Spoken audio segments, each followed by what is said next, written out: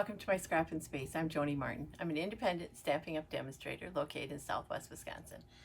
And I'm here to share with you an alternate card we made from the June 2025 Paper Pumpkin Kit. What do you say we get my face out of the way and start creating? So Paper Pumpkin is, like, let's call it creativity in a box. It's a subscription. It comes once a month.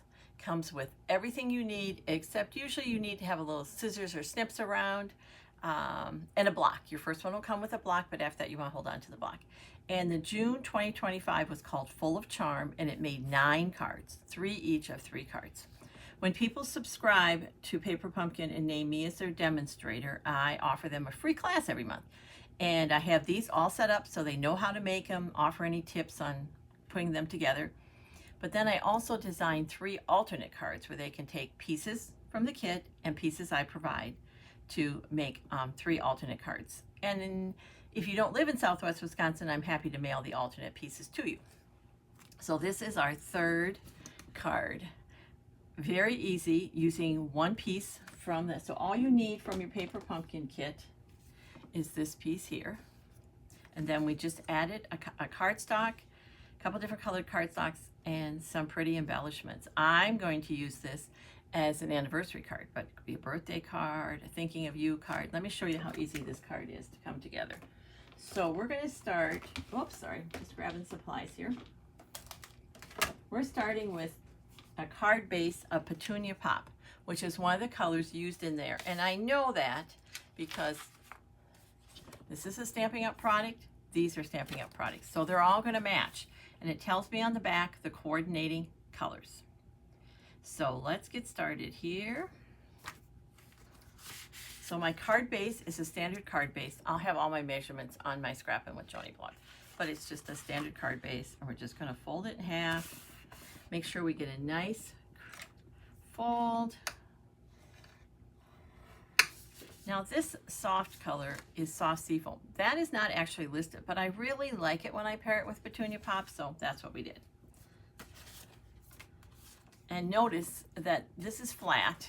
See the difference here? How much more interest this has. So I grabbed a new embossing folder. Let's make a little room here. As usual, I've already have stuff all over my crafting space. The folder is called Damask Designs. It is part of the Beautiful Gallery suite. And when I get an embossing folder, I label the name so I can remember to tell you the name, and what we call the sandwich. So I'm going to use plates 1, 3, and 3.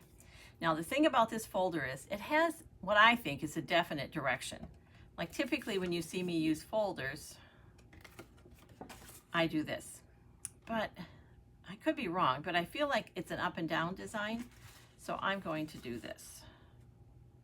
That just feels like the way the design should go. I think it's just a me thing. Like, I think if you emboss it the other way, no one getting your card is going to say, did you know that design's going wrong? They're going to say, you took the time to make a card for me. Thank you very much. We're going to grab our cut and emboss machine. And what we're going to use is plate 1. I'm going to just show you that as I make the sandwich. Then 2 of plate 3. And plate 3 is your clear plate. And this, when you're using an embossing folder with plate 3, this is a great time to use like your yuckiest clear plates, because they do get all marked up when you do a lot of die cutting. That's just how it works. And then we'll grab another one here. And when I put this in here, I've been sharing this with the Paper Pumpkin videos because it happened in class this week, and I don't think I've shared with people. I'm going to go through the cut and emboss machine this way, so my fold is going to be first. The bottom of it is coming out this way because as I go, I'm pushing the air out. Someone did it the other way and she was really struggling, and then when we flipped it around, she couldn't believe the difference. You wouldn't think a little bit of air in your embossing folder would make that much difference, but it does. Kind of slows you down. And then we're gonna make sure it's straight, and we're just gonna run it through. See how smooth that is? That's how smooth it should run through. And the person in class was really fighting. She thought she had the wrong plates, and she just had her embossing folder going the other way. So as easy as that, we now have a beautiful background for our beautiful flowers. But we're going to do one more thing while we have this out. We're going to make sure that we're not going to send this oh so pretty card in a naked envelope. That's just not going to happen for us. So I have our standard white envelopes, which are very nice, but as envelopes are, they're just thinner. They're not as thick as our DSP, which are designer series paper, like the print papers, or our cardstock. And so sometimes, depending on the folder, that can almost rip your envelope flap because you're just putting a lot of pressure on. But if you put two together, lined up, and run them through, they'll both emboss and you won't have any issues with it. Now remember I was telling you this has a direction? I embossed a few envelopes before I realized that, while it looked okay, they aren't really going the right way. And because this has kind of a flower design if you look close, and you want the flower design to be going the correct way. So this is how you're going to line it up. Like so. And then when you fold that flap down, it's going the correct way. Here's the other thing about sending envelopes through. You want your envelope, the whole envelope, I'm going to carefully do this. Oh, let's go this way. You want the whole envelope to be on the plate. We don't care about the embossing folder. Just the part that's going to emboss the envelope needs to be on the plate. And then we're just going to run it through, and we will go from boring everyday envelopes to, wow, this must be something special to come in this kind of envelope. And again, we're just going to roll it through, and it's going to kind of pop off the end of that embossing folder. It's supposed to make that sound. And then we have that. We are done with our cut and emboss machine. Put the sides back up and set it aside. Get the plates out of the way. And let's look at this. Check that out. That, and again, two of them. I have two for one. So we could send our card in this envelope. And we have good quality envelopes. They're smooth, but look at the difference if we send it in this one. This is what we want to send it.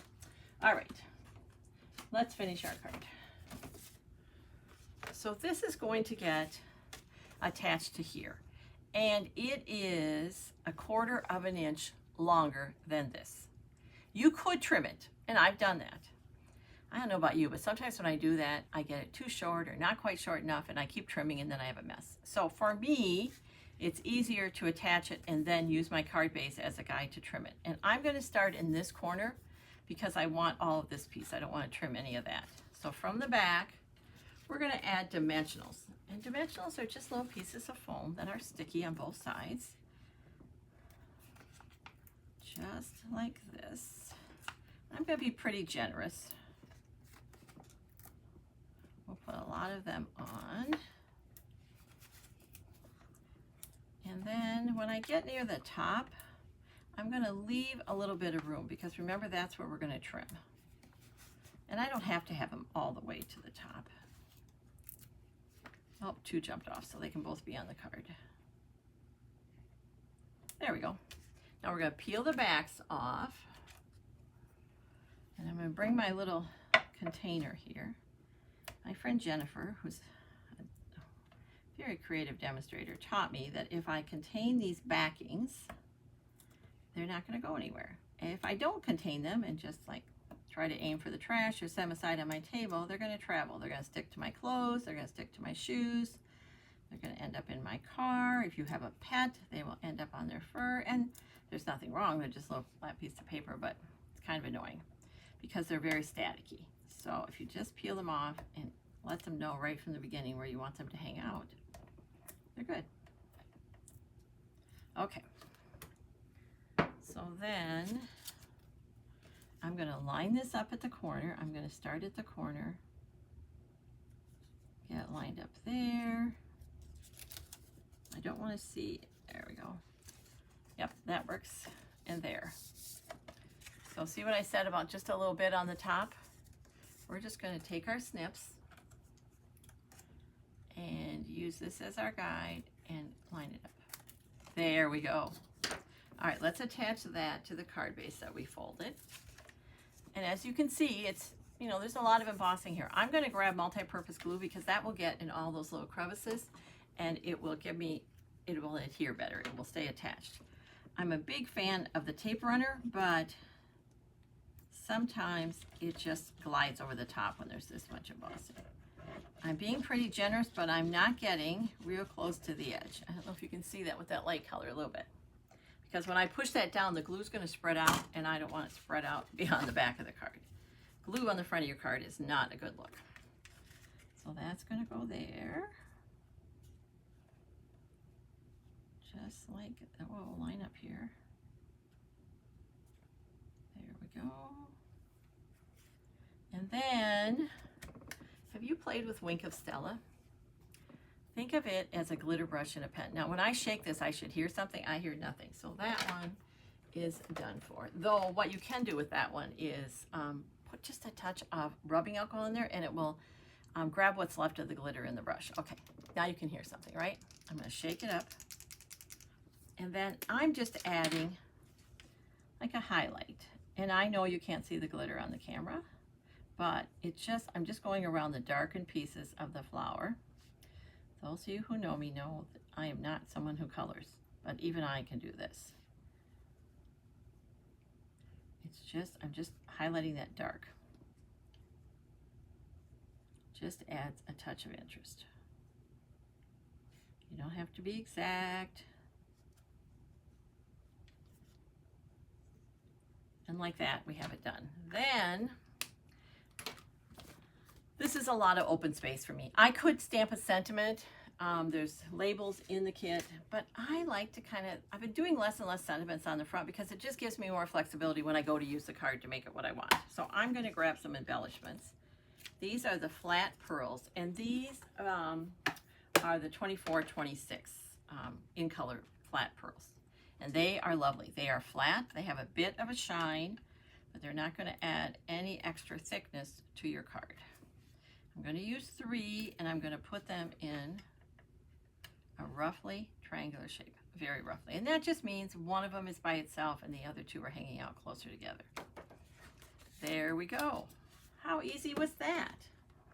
Here, let's look at this one.